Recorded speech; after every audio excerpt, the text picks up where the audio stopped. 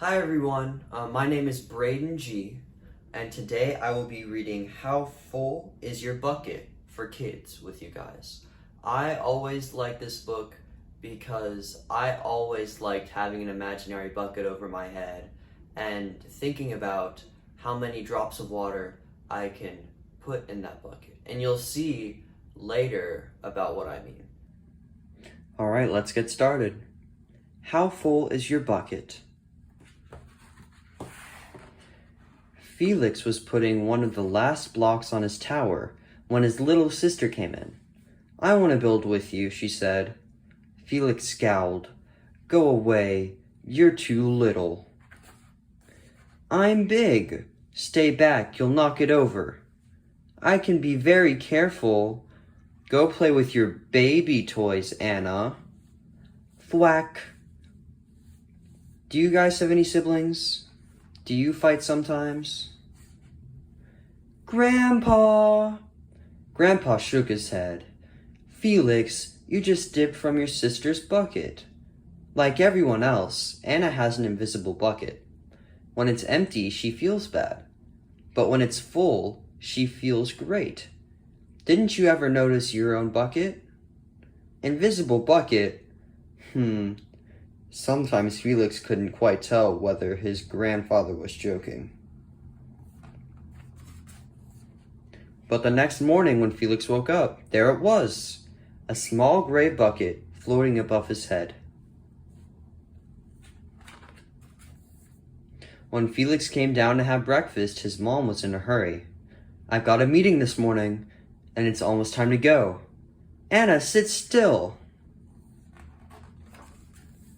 Felix slipped, and choco wheats scattered across the floor. "Felix," yelled his mom, "you should have used the stool to reach that." Felix could feel his bucket tip, and big invisible drops spill out. Drip, drip. "Ha ha," Anna laughed as she crunched the cereal with her shoe. Drip. "Get the broom and clean that up before you miss the bus," scolded Mom.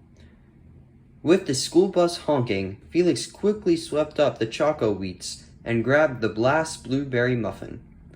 But before he could even take one bite, Buster jumped up and grabbed the muffin from his hand. Drip. "Hey, look at Felix's new backpack. My baby brother has one just like it." Drip. "Psst, Felix, psst." Drip. "Watch out, shrimp." Drip. Do you guys ever have one of those days where nothing's going your way? It was still morning, and Felix's bucket felt almost empty. As he watched his classmates walk into the room, he secretly hoped they would trip and fall. That's what it feels like when you have an empty bucket. Do you guys ever feel like that? I know I do. Felix slumped into his seat and waited for something else bad to happen. Mrs. Bumblenickel walked slowly up to his desk and handed him a paper. He could hardly bear to look. "Felix, you wrote a wonderful story. Would you please share it with the class?" Felix grinned and felt a big drop land right in his bucket. Drop. "The Gigantosaurus Who Wanted a Pet," by me, Felix. Drop, plop, blink, drop. The glass grew quiet. They laughed at all the right places and oohed at the scary parts. When Felix finally read the end, everyone clapped. Even Emily, who sat next to him and didn't usually like dinosaurs.